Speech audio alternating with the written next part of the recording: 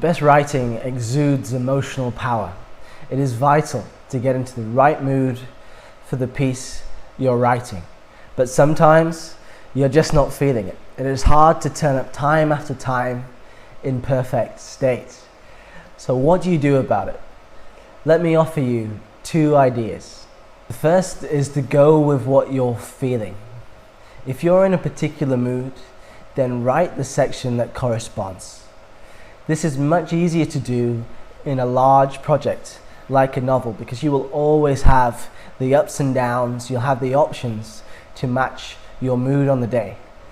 For shorter projects like a short story, it gets a little bit more challenging. The mood is more rigidly fixed.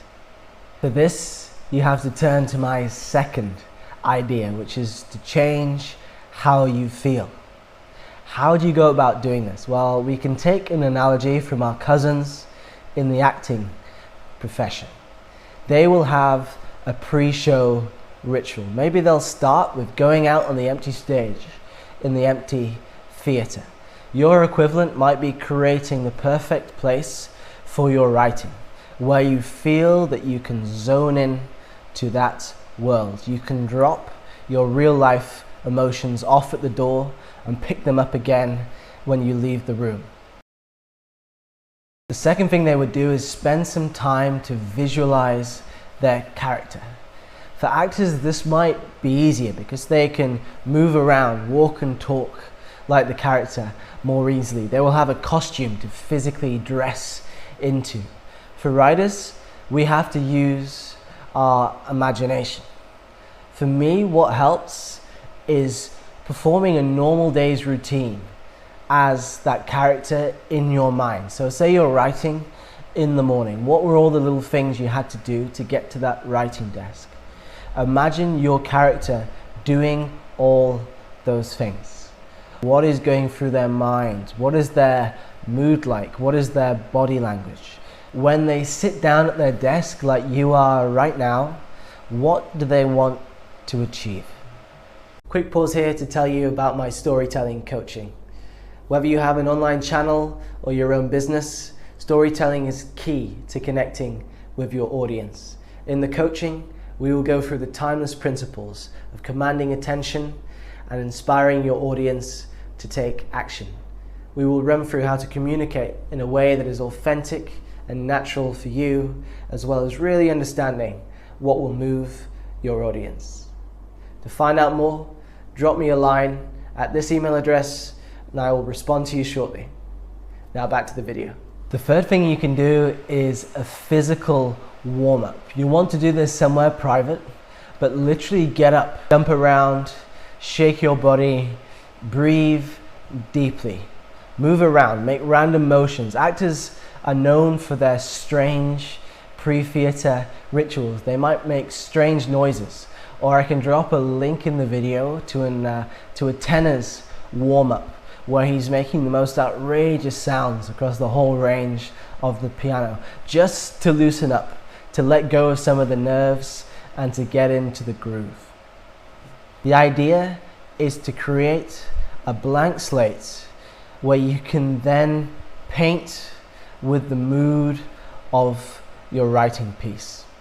Imagine you're writing the legendary book, The Godfather. This opens in August 1945. You want to transport yourself back to that world. You need a bit of Frank Sinatra on in the background, or maybe you're listening to a Sicilian cooking channel. You don't understand Italian, but it's good for the background music while you work. You want to listen to black and white movie reels or radio broadcasts from that time. Read newspaper snippets. Whatever you want to do a bit of time travel. This brings me to a concluding thought, which is called trying without forcing, or all effort but no struggle. You want to be flexible and realistic. Some days you'll do this ritual and you'll be flying, you'll be off. Other days you'll do the ritual and it just won't take effect. On these occasions, I suggest you just start. Just start without great expectations. You sneak up on the task and you get into the mood while you are writing. It may go slowly, but it will be inevitable if you stick with it. When you read the last paragraph you wrote yesterday, those words will wrap you up in associations, all the emotions that led you to write the story in the first place, what you were feeling during the completion of that passage. The writing has already taken on this atmosphere, and you will slip slowly into that other world. There you have it. Sometimes you can go with the weather. Often you have to make the weather. And other times you do it in spite of the weather. This is writing, this is life. But the power of your emotions makes the measure of your life. Writing both uses and generates this power. So enjoy it, and I'll see you next week.